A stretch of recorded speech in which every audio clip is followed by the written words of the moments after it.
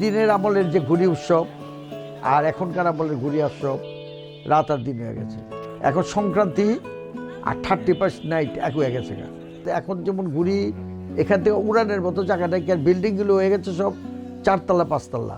আমার জীবনে আমি একটাই ঘুড়ি কাটছি, আর বাকি ঘুড়ি সব কাটা খাইছি।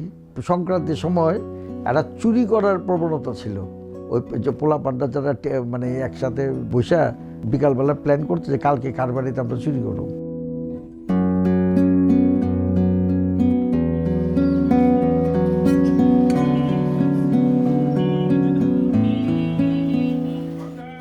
পৌষ সংক্রান্তি বাংলাদেশের বিভিন্ন অঞ্চলে বিভিন্নভাবে পালন করা হয়। যেমন এক এক এলাকা ভিত্তিক, জেলা ভিত্তিক বা অঞ্চল ভিত্তিক তাদের সংক্রান্তিটা বিভিন্ন রকমের। আমি এখন যেখান থেকে বসে কথা বলছি জায়গাটা পুরান ঢাকার তাঁতিবাজারের পানিটোলা। তো এইখানে আমার জন্ম, এখানেই বড় হয়ে ওঠা। এবং ওই ছোটোবেলার স্মৃতিতে যদি আমি ফেরত যাই, তখন সংক্রান্তির আগের দিন আর কি সবাই ঘুড়িতে মাঞ্জা দিত। ঘুড়িতে ঘুড়ি তৈরি করতো। আমাদের শাঁখেরি বাজারের ঘুড়ি কেউ কেউ তৈরি করতো এবং কেউ কেউ নিজে হাতেও ঘুড়ি তৈরি করতো। এইখানে গোয়ালনগর, শাঁখেরি বাজার, পানিটোলা, তাঁতিবাজার, সুতারনগরে ঘুড়ি।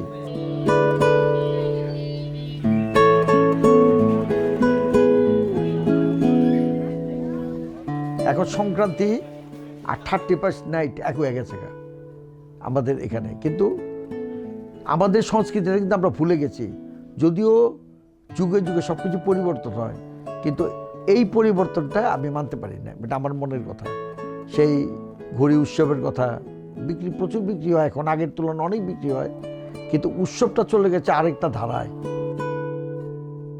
আমার জীবনে আমি একটাই ঘুড়ি কাটছি, আর বাকি ঘুড়ি সব কাটা খাইছি। এই কারণে ঘুড়ি উড়াতে আমি অতটা পারতাম না, খুব একটা দূরে সুতা নিতে পারতাম না, মাঞ্জা দিতে পারতাম না। কারো কাছে ধার করে নাটে নিতাম, ওই ঘুড়িতে আমি উড়াইতাম।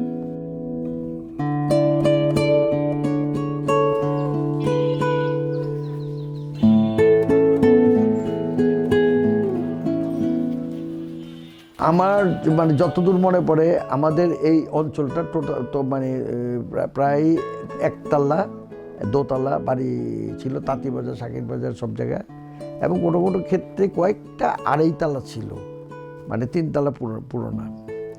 কিন্তু যখন থেকে উন্নয়নের জন্য লোক সংখ্যা বাড়তে লাগলো, এক একটা বিল্ডিং কেউ দোতলা ভেঙে 4 তলা করলো, কেউ 4 তলা থেকে 5 তলা করলো, তখন ঘুড়ি উৎসবটা চলে গেল ছাদের উপরে। এবং এই ছাদের উপরে যখন আবার চলে যাওয়ার পরে আবার পরবর্তী বছর দেখা গেল কেউ একটা 7 তলা বাড়ি করছে, তো তখন সবাই 7 তলার বাড়িতে উঠে গেল। এরকম তাল্লা যত উঠছে ওই ঘুড়ির উৎসবটা তত উপরের দিকে চলে যাচ্ছে। যখন আবার সাউন্ড সিস্টেম বের হইল, তখন আবার বাইরে গেল সাউন্ড দিয়ে ঘুড়ি উড়ানো, সাউন্ডের তালে তালে ঘুড়ি উপর দিকে নাচে, বুঝছো? সেই দেখলাম, দেখতে দেখতে এখন এই পর্যন্ত আসছি।